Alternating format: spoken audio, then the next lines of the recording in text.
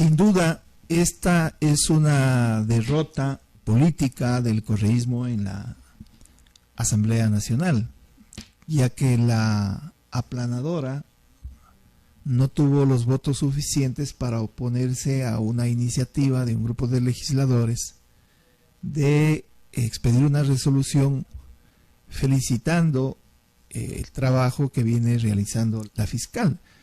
Esto tiene muchas lecturas o muchas implicaciones.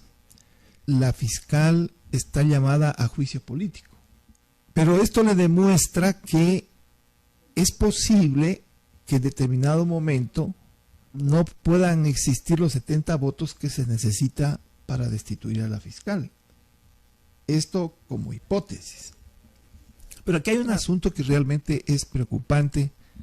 El correísmo acaba de declararse, entre otras cosas, por acciones de su líder y por las respuestas que están dando los legisladores, en el brazo político, puede resultar duro, en el brazo político del crimen organizado transnacional, es decir, en el brazo político de la mafia en el Ecuador.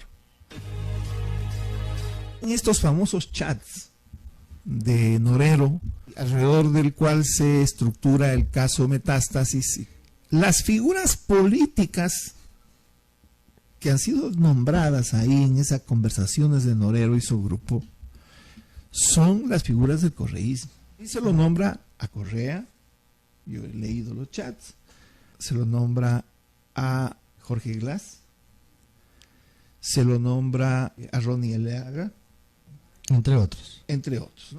Si ellos no logran llegar a un nivel de autocrítica a nivel de organización partidaria, van a seguir siendo considerados el brazo político de la mafia. Aquí lo que estamos conversando es qué se está desprendiendo del caso Metástasis. No estamos hablando de que efectivamente hay otros grupos mafiosos y habrán otros brazos políticos. Yo no estoy diciendo que no puede haber. Estamos frente a una realidad y estamos recién descubriendo con certeza o evidenciando efectivamente ya en un proceso judicial de muerte. Así mismo, entonces ya no son especulaciones ni son de estas declaraciones donde estamos diluyendo la responsabilidad que el correísmo tiene.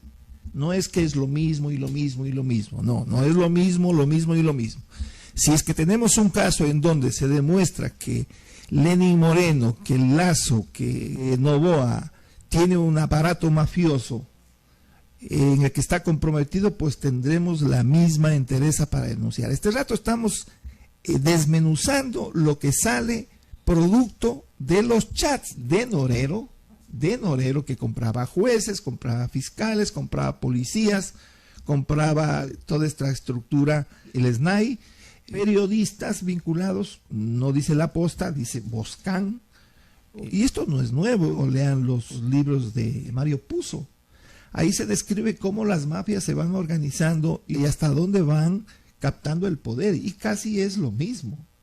Antes y ahora las mafias han seguido funcionando así. Lo que no tenían las mafias de antes son los celulares, la tecnología, donde tenían detallado, archivado, estructurado toda la información como para que pueda quedar al descubierto toda una organización criminal. Nosotros nos habíamos acostumbrado a considerarnos una isla de paz. Claro, pues vivíamos entre el Perú y entre Colombia.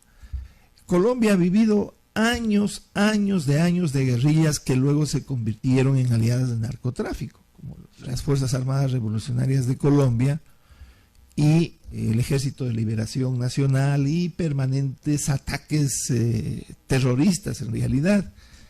El tema del Perú fue sumamente grave en la década de los 90 del siglo pasado, 80, 90 del siglo pasado, con la organización maoísta de Sendero Luminoso. En ese entonces Abimael Guzmán hablaba de un equilibrio estratégico, ya se puede imaginar cómo estaba esa sociedad peruana.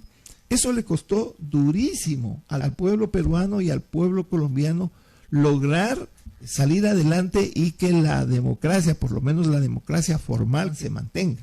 Entonces, el Ecuador era una isla de paz, nos acostumbramos a pensar que el Ecuador era una isla de paz, y la realidad es que efectivamente el Ecuador no es una isla de paz, sino que el Ecuador es un narcoestado, y aquí hay que determinar responsabilidades desde cuándo el Ecuador comienza a convertirse en un paraíso para los mafiosos. El asunto es bien complicado porque están comprometidos jueces de la Corte Nacional. Están implicados los miembros del Consejo de la Judicatura, al menos el presidente del Consejo de la Judicatura, pero aquí vale la pena aclarar porque hay gente que a lo mejor no sabe y dice no, debe ser persecución.